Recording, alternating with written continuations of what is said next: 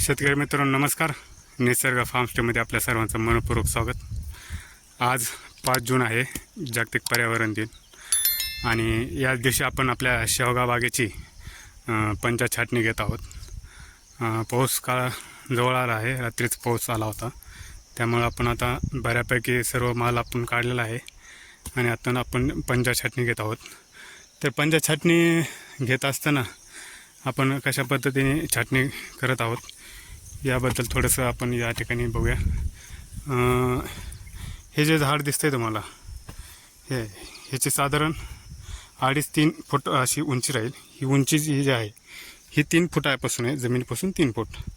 आणि ह्याला ज्या फांद्या फुटलेल्या होत्या 1, 2 आणि ह्या 3 अशा 3 फांद्या फुटलेल्या होत्या आणि ही मेन फांदी होती उंच जाणारी.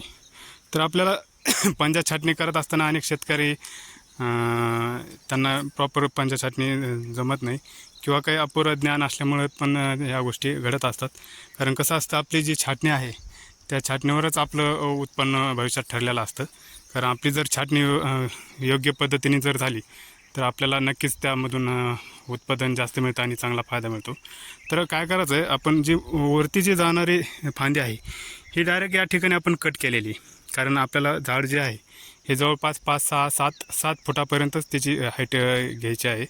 आणि साईडच्या ज्या फांद्या आहेत ह्या फांद्या आपण 1, 2, 3 अशा पद्धतीने ह्या फांद्या आपण बाजूला हे केलेलं आहे. म्हणजे जी झाडाचं जे डेरेदारपणा आहे तो झाला पाहिजे, असं उंच झाड गेलं नाही पाहिजे. त्यामुळे आपण हे मधले जे ब्रँचेस आहे हे आपण कट केलेले आहे आणि साईडने आपण ह्या 1, 2, 3 अशा ब्रँचेस ठेवलेल्या आहेत. आणि ज्यावेळेस त्याला काही फुटवे फुटतील त्यावेळेस अशा साईडने जर आपण फुटले तर आपलं झाड ह्या असं एकदम डेरेदार होणार आहे.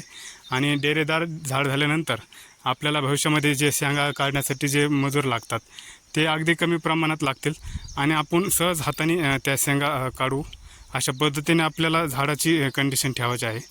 या ठिकाणी तुम्ही बघू शकता, आपण त्याच पद्धतीने अशी झाडाची पंचा छाटणी केलेली आहे. त्याबद्दल आपणही त्या अशा पद्धतीने जर छाटणी केली तर आपल्याला भविष्यामध्ये नक्कीच त्याचा फायदा होईल. धन्यवाद.